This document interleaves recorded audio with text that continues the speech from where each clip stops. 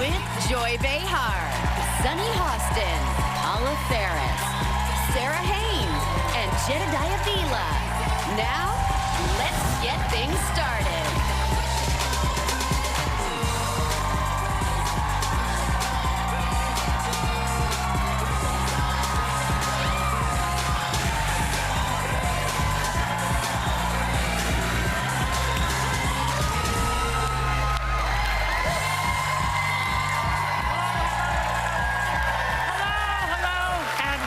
To The View. How are you, everybody? Well, Paula just asked me if my phone was turned off. Oh, yeah, yeah. She had a turn Yesterday it went off. Yesterday it went off for the first time in my 10 years on television. And you're so humiliated by that. Humiliated by it. But... Well, mine went off one day, and mine plays Call Me Maybe. It's gone off like 3 times. Listen, one time, I have to tell you, one time I was in the stirrups at the gyno's office. Stop. Oh, my gosh. And she was giving me a pap smear, and When the Saints Go Marching In was playing. Oh, no. I'm serious. That happened to me. Okay. So it happens. The audience is like, what do I do at this moment? Make sure your phones are turned off. That's the moral of the story. I'm checking right now. So here's a hot topic for you. After the Comey hearings, President Trump did a victory lap saying he's completely vindicated. But not anymore. FBI Director Robert Mueller reportedly revealed Trump's under investigation for obstructing justice in the Russian probe. Yeah. And he found this out on his birthday, no less. Do you think Mueller sent him a card that said, "Happy birthday, you're under investigation"? So, Sonny, what would they have to do? You're the lawyer here. So what would they have to do to actually charge him with obstruction or prove obstruction? Well, it's a federal crime, and to prove it, they would have to find that he had the specific intent to impede an investigation or a judicial proceeding. And typically that's really difficult to show intent because that's what's in someone's mind. But in this case, it's a little different because he said to everyone, "Can y'all leave the room?" Yeah. And then he said, you know, "Can you see your way?" Why would he say leave the room? Leave the room. If you didn't have some intention to do something and that naughty. makes the case a little bit easier. So they have to distinguish between, because people are saying, well, the executive has the authority to fire someone at any point, at any time, but they have to now make the case that there was firing with the intent to impede. So if he just fired him, but they can't find intent, there's no charge whatsoever here? Well, the intent is more related to when he said, I hope you find your way to letting the Flynn investigation go. But so that would certainly be obstruction of justice, and then the firing would be part of that, right? And he already admitted that he fired him because of the Russia investigation. Both sides and all the coverage, a lot of people are saying either clearly there's absolutely no obstruct, or what I saw was more like, how can this not be illegal? So where do you think the majority lie on this issue right now? Do you think there's a good chance or not much of a chance that he'll there certainly is a case for obstruction of justice, but that case would have to go to the Congress, and it's Republican-held Congress. So and the Congress, it's unlikely that he'll be impeached. But the Congress is just one point. The Congress is going to notice that he has 60% disapproval right now, and that's not going to help Trump at all. Congress doesn't have a great approval rating either. I mean, let's just keep that in mind too.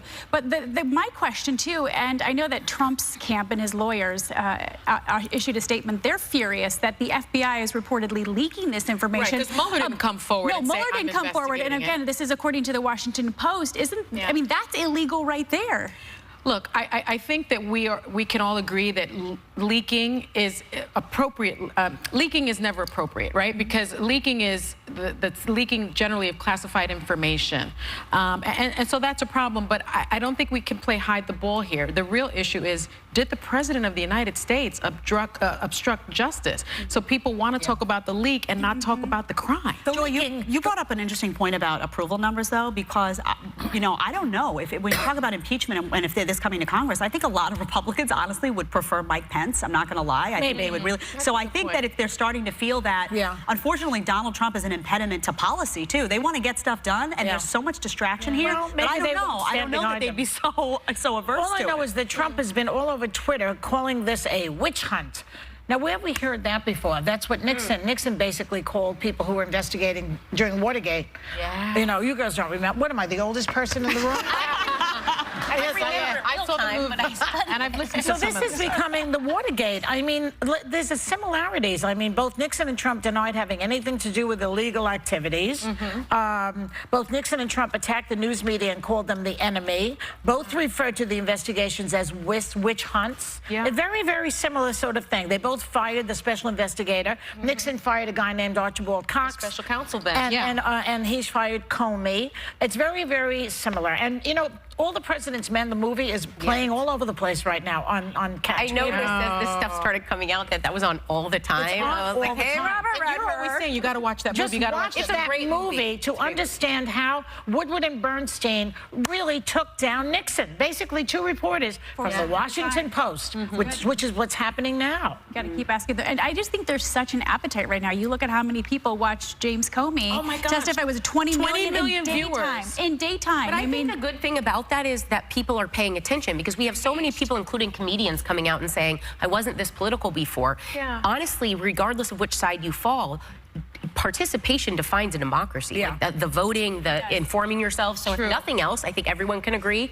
I'm glad people are tuning in for all of this. It's really good. Oh, everybody's becoming active. People are interested. The ratings are up in every news show, including ours, because basically we can thank you, Donald. You need to send him some flowers. Well, they always ask me, say something good about Donald. Thank you, Donald, for making our ratings go up. Doesn't that feel good? Sound like you mean it, Joy. Come on. I mean it. It looks very sincere. See if you get a sense of deja vu watching the ABC News special, Truth and Lies Watergate, which is tonight at 9 o'clock on ABC. They're all over the place about Watergate right now because it's just too juicy. It's a great opportunity. Timely. Yeah, we'll be right back with more hot topics.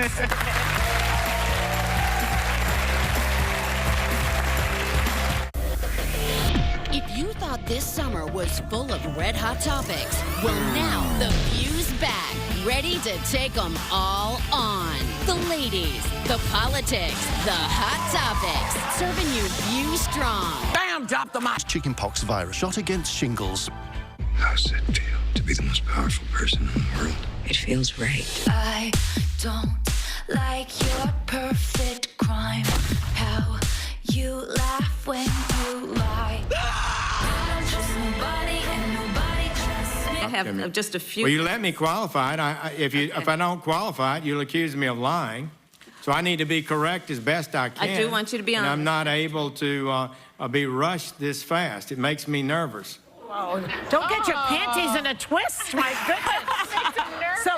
So the former Trump aide Jason Miller said that she was being hysterical, quote unquote. Oh, my goodness. Do you think they would ever use the word hysterical against a male senator? They would never do it. And I know Kamala Harris. I think what's so offensive is she is the most even-keeled, stately person that you will meet. I mean, she, is a former prosecutor, and she was using that experience to kind of cross-examine him, which don't we want that? Don't we want that? But you have to let him qualify. You still have to let them finish. He wasn't done speaking. You don't need to qualify so much when you're telling the truth. But exactly, I get that too. Just saying. But in this setting, and in this climate, the more information, the better. The more information, the better. So I think you can qualify as much as you need to, and especially considering the He source. was trying to use up the time because each senator doesn't get a lot. Amount of time, so I think they're trying to bang out of it. But the interesting thing about the word hysterical is it's a word with a female baiting history from hystericus, which was once a common medical diagnosis reserved exclusively for women, sending them uncontrollably insane, sometimes causing they would have to perform a hysterectomy. Right. So it's actually just unique to a woman and her uterus. It's a Greek word, hysteria, I guess, which means uterus, as in grab them by the, like that. Like that. Yeah, like that. But it is a term it with a refers female only to history. women. Yeah, That's why hysterectomy means uterus. Yes. There's a rush, Interesting. though. Like, she doesn't, if you watch her, and I've watched her repeatedly, she doesn't oftentimes let people answer the question. That's a fact. That's her style. No, she doesn't let them answer to a point where they're like, can I answer the question? And I just think, look, you need to be really careful, I think, in this country or anywhere when you label everything sexist. She's a big girl. She's smart. She's confident. She's capable. I don't need to feel sorry for her in this situation. And I think when there is real Calling her sexism, hysterical is sexist. I think that example is That's worse. sexist. I don't think it was hysterical that's fine, from any That's fine, but saying, oh, you know how many headlines I read? Oh, she was interrupted. So what? We all get interrupted at this table all the time. They don't do Are it we to men. sexist? They don't do it to men. They interrupt men Not all on the time. that committee. They interrupt men all the time. And I think it's hysteria to always label, there's real racism, there's real sexism, there's all of these isms. There are real examples of that. But when we rush to say this is sexist immediately all the time or this is racist, I think we demean those actual instances where it happens. To call her hysterical. Okay, Well, taking that is word wrong. out, though. That's wrong. The incident itself, like you said, may not have been, but Jason Miller's choice of words then made it sexist in his description. Because you could say she interrupted someone or she didn't give him a chance to say she was hysterical. I'll show you hysterical. They don't do it to the men. I can do that very well. They don't do it to the men. He talks too slow. By the time he spits it out, we're on the next movie. I mean, come on.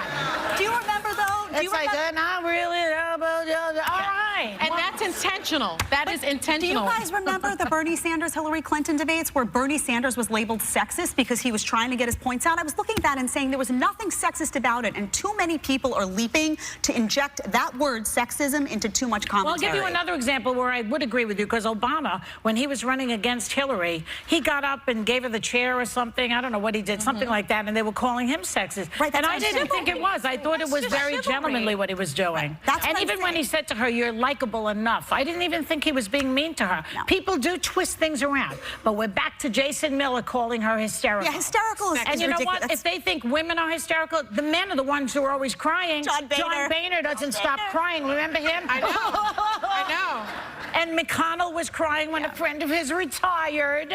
Meanwhile, Nancy Pelosi, not a tear. Hillary Clinton, 11 hours under the scope, you know, Yes. for Benghazi. That woman doesn't cry. She's actually charged with not being emotional enough. The She men may are not the laugh either, though. Well, I would like to point out a 2015 study conducted by neurologists. Men may very well be more emotional than their female counterparts. The only difference, they hide it better. And you know what else How they about hide? that? The fact that they're cheating on their wives. We'll be right back. We're going to discuss that.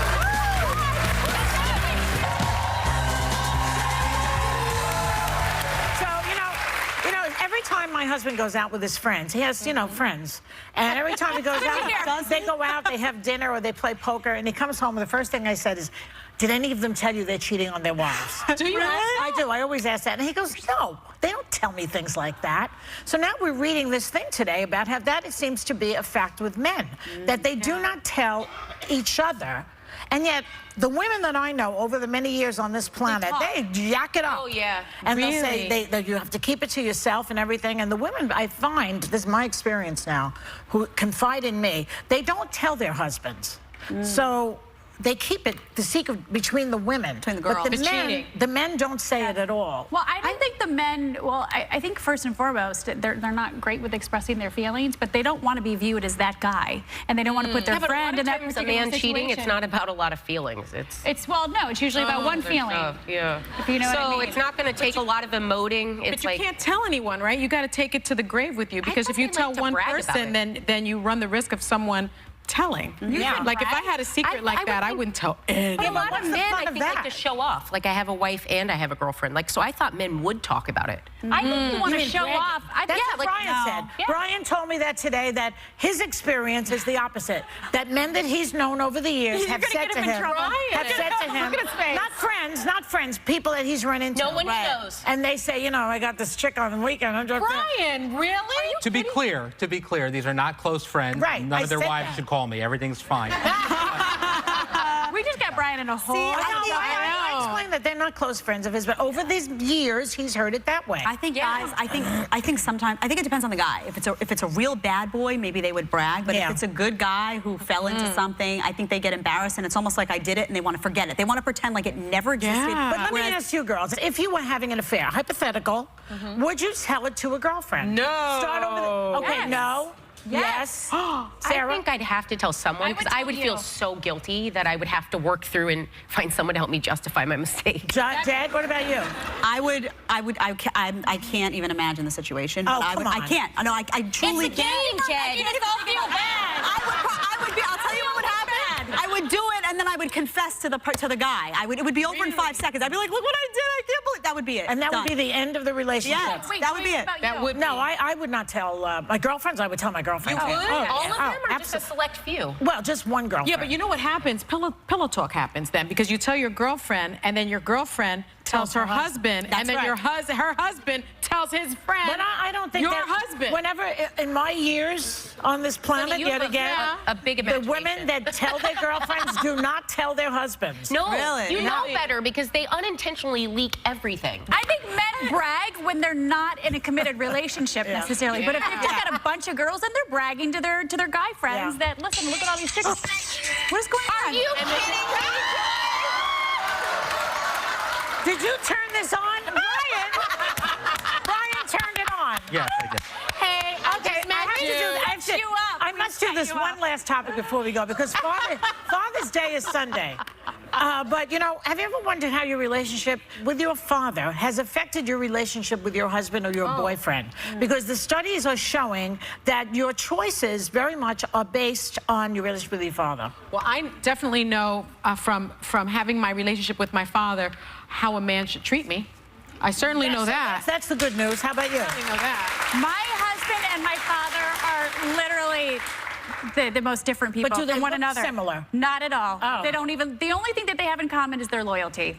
But all of us but kids dated my dad. All of our boyfriends look the same. Really? Even my brother's boyfriend. Yeah. They're all dark and like really cute. They're all How about you, Jed? They're None all of them decayed. look like my dad, in fact, total opposites, but I talked about my dad with almost everything, and now I talk to my man about almost everything. So like that open communication, the idea Oh, so that worked for you. followed through. Yeah. My father was tall and thin. Well, we thought he was tall. He's Italian. How tall could he be? but he was skinny, and all my husbands, both of them, have been skinny when I met them and tall-ish. And When you met them, was that a fat joke at Steve's Well, they expense? kind of, middle-aged. Put on some happy pounds. But I think that I'm always attracted to a guy who looks a little like my daddy. Oh, really? Yes.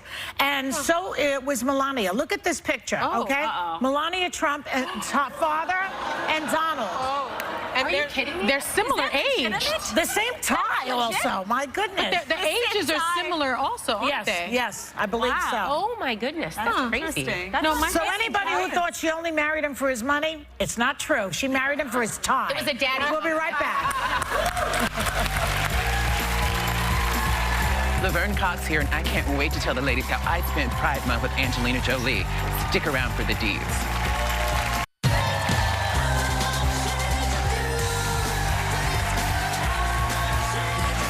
She is one of the biggest transgender stars and activists in the world, and millions of fans are binge watching her on the new season of Orange is the New Black.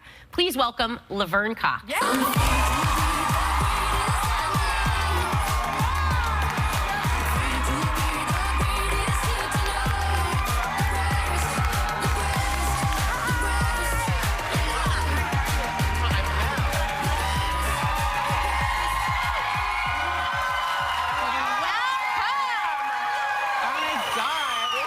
Good to be back. It feels very natural sitting at the table. That walk was wonderful. I know. Thank you, I tried. I always love everyone. But the trick is to make it look like you're not trying. Yeah. But I love seeing everyone from the show because they don't wear makeup. So when you see them, they're always you guys are always dressed way down. So whenever someone comes on here from the cast, you're like, whoa, that's amazing. Well, the show is set in prison, so it's not so glamorous. Yeah. I'm glad they went with the honest interpretation of prison. But Could you imagine? Like, we're all like... Yeah, well, the lashes while you're in, yeah.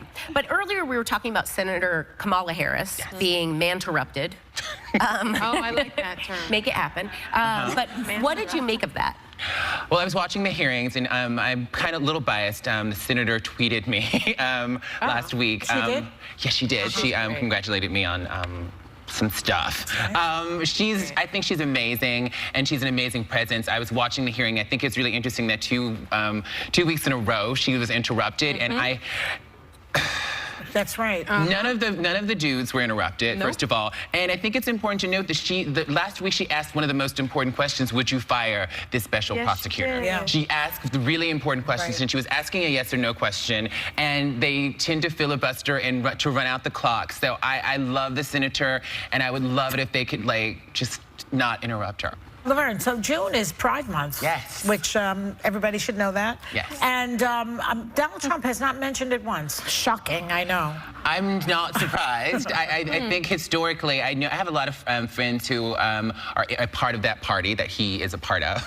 I can't even say it. Who are part of the party that he's a part of, who are very pro-LGBTQ rights. Sure. And the previous administration was amazing with LGBTQ rights. So it's not surprising, but we are Americans too. And trans folks and LGBTQ folks are still experiencing a lot of discrimination in this country. And our lives should be acknowledged. And this, if you're going to do it, this would be the month to do it. So I would love it if maybe they would. He's but I'm got not surprised. How many more He's days? Let's give him some time. 15 more days. We'll wait by our Twitter. Well, he's really busy. Like, he's now under investigation, so. He's got a lot to deal with. He's got a lot to deal with. It's time-consuming. So you participated in the Pride celebration in Washington, D.C. without actually being there. How'd you do that? Well, I can be in 2 places at once because I have a wax figure at 92 Shows. Yes. Amazing. Yes. I sat for like 3 hours for that, and I asked them if they would like make me thinner. And they said we can't do that, but I lost a little weight by the time the figure was unveiled. So yes, it's totally surreal having a wax figure, but it was the least painful waxing I've ever experienced. Laverne, you're a friend to our show, as you know, and you called in when transgender student Gavin Grimm was here, who's just such an incredible person, talking about fighting for his right to use the boys' bathroom at school. Yes. I was shocked to hear that as well known as you are, you still struggle with the public restroom issue. Well, as a transgender American, I often find myself, especially in public spaces. I remember recently I was doing a TV show and I was on television to talk about the bathroom issue, and I was at MSNBC and I was like, everybody's watching me. I was like, where's the, when I used the ladies' room, and I was like, everybody's gonna look to see which bathroom I'm going in. And so it's just something, it's an extra thing I find myself thinking about because I'm trans. Even in New York? Even in New York. Years ago, before I was famous, I was on a date actually at a bar, a popular bar, restaurant, hotel bar in the city, and they carded me when I went into the establishment, and I was going to the ladies' room, and the security guy stops me, and he's like, "Can I see your ID?" And I'm like, "Oh, they asked for my ID out front." He was like, "I need to see your ID again." To go to the bathroom? Oh yeah. Oh, that's. And it was one of those moments, and all my ID matches, you know, who I am, but it was definitely a moment when I was reminded that it's not always safe. And this is in New York City, and so trans folks in other parts of the country, I definitely have more anxiety when I'm in other parts of the country about going to the bathroom, which is a shame, and that shouldn't be a thing. And really, if trans people can't access public bathrooms, then we can't really fully participate in public life. So, yeah. Now, Orange is the New Black is back for its 5th season, which is really exciting. And you play a fan favorite, Sophia Brissett, and that's a transgender woman. How do you feel? Is it a big responsibility representing that community on the show, and how do you sort of tackle that? I've certainly felt the weight of that responsibility, especially, I mean, it's been 5 years, and so in the beginning, I definitely felt the weight of that a lot more now. I'm just trying to sort of be myself and have fun with it, because this is an incredible opportunity. I mean, 5 years ago, Netflix and chill was not a phrase, right? Yeah. So people were not streaming shows the way people are streaming shows now. So we've been part of a sort of television revolution, and then being a trans woman, there's another revolution going on as well in the media. And so I'm just trying to have fun with it. And there certainly is a responsibility, and I try to speak up and speak out whenever I can, but I'm also trying to have fun and enjoy it, and because it's not going to last forever. So yeah, I'm trying to have fun. Good. And we want to talk a little bit more about season 5. Earplug, Sarah, because I don't know if you're totally up. I'm not finished. Okay, I so know, I'm not earplug. finished yet. Okay, so Have you guys started watching season 5? okay, if you haven't started watching season 5, earmuffs, everybody. But you guys pick up where you left off last season, where Samira Wiley's character is killed by a prison guard. And there's Sarah, I said don't. I know. Don't I already know the news. Okay. Yes. She was killed by a prison guard. That was last year, and the inmates have taken control. Exactly. But the whole season 5, takes place over a 3-day period. Yes. When you're reading this script, are you thinking, how did you feel about it when you first heard? I thought it was a brilliant storytelling device. Jenji Cohen, our creator, I think devised this to keep the audience as well as the actors in this space of mourning. I think so often when people are killed, and particularly people of color are killed by the police, we have a moment of outcry and then we sort of move on. And Gingy didn't want us to move on from this death. She wanted us to see how the inmates of Litchfield are dealing with mourning, with resisting. There's a prison riot, and really living and marinating in that for 13 episodes. And we managed to make you laugh while we're also managing to make you cry in the process. And I'm really proud to be a part of a show that is still really culturally relevant, I think. And really it's about telling human stories. And through doing that, it's quite political. Yeah, one of your castmates said, bring your popcorn and your tissues. We do have a clip, and this is of your character trying to locate her friend. And it's not going well. Take a look. Is it true the ladies took over up there? Something like that. Hey, were you still in the box when they brought a nun in? Maybe you heard her. She's a talker. I didn't catch her on the way in, but I saw her on the way out. Out? Yeah, she got pneumonia, wasn't doing too good, so they gave her a CR. Compassionate release. Should all be so lucky.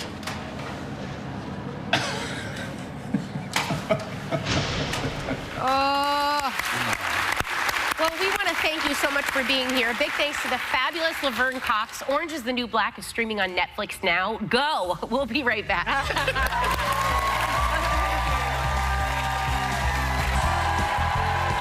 Live from Studio 7 in New York City, it's the Newlywed Game Parent Edition. Let's meet our contestants. Our first couple has been married for 18 years. They have 2 kids, ages 11 and 14. And when it comes to parenting, this is one mom who knows how to lay down the law. Please welcome Sonny and Manny. Couple number 2 has been married for 19 years, and they have 3 kids, ages 9, 13, and believe it or not, 21. They say when it comes to parenting, life's a beach. Please welcome professional volleyball player Gabrielle Reese and big wave surfer Laird Hamilton. Couple number 3 had their first date when their mom set them up for the senior prom, and that date went so well, they didn't see each other for another 18 years. But sparks flew on their second meeting. They've been hitched for 16 years. They have a 12 and a 13-year-old, and their parenting strategy is to agree to disagree on everything. Please welcome Jeff and Lisa Lewis. And a big welcome to your host, the lovely and talented game show superstar, the one, the only, Mark Summers. How are you, everybody? Thank you so much. Thank you, audience. All right.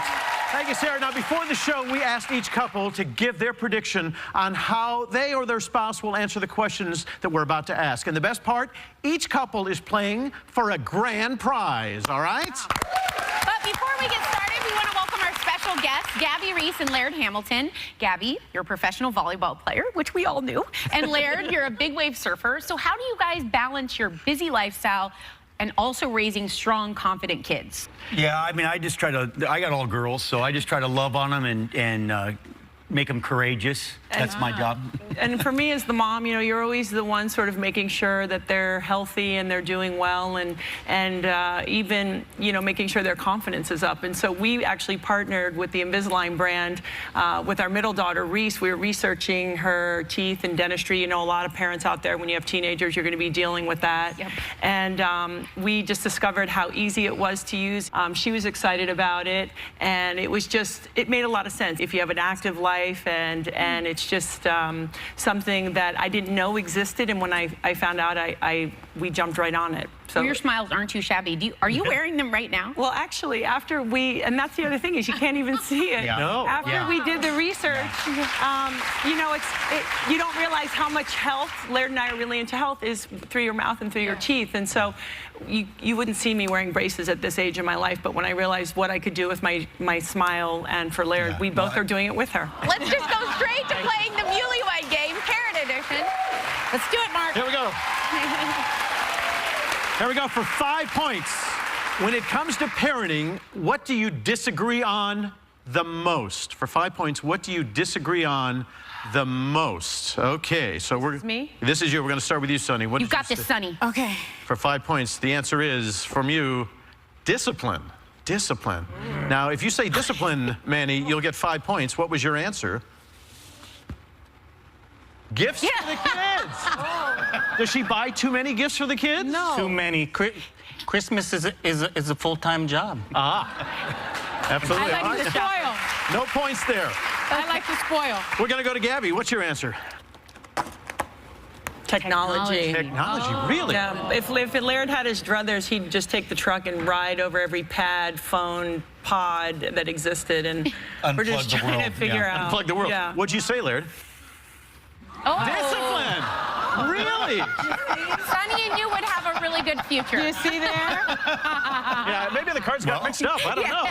All right, no points there. We're going to go over to Lisa. What was your answer? Sonny, Laird, and Lisa. Discipline. Interesting. Wow. And it's up to you, Jeff. Did we match? Did we get some points on the board? Come on, prom date. Let's do this. Yes, 5 points. Congratulations. Look at that. All right, you take a commanding lead here with 5 points. This one's for 10. Husbands, what TV mom best describes your wife? What TV mom best describes your wife? We're going to start with Laird. What did you say? Wait, I just want to say one thing. This is going to be good already. Laird doesn't even watch TV. Oh, really? Yeah, so I can't wait to hear what this is like. This is going to be interesting. Yeah, I can't wait to see what this answer is. Florida Evans from Good Times. From Good Times. Okay. That's a good one. Oh, yeah. Laird, I don't want to say that's an old answer. Weren't even born. That was the last time I watched TV, actually. This one because I thought she was funny, and I thought Laird would remember who she was. Roseanne, okay. Okay, sounds good. All right, no points there. We're going to go first to Jeff. Claire Dunphy. Claire Dunphy. Claire From Dunphy. Modern Family. Yeah, that's a good one. She's gorgeous. Thank you. Lisa, what'd you say? Here we go.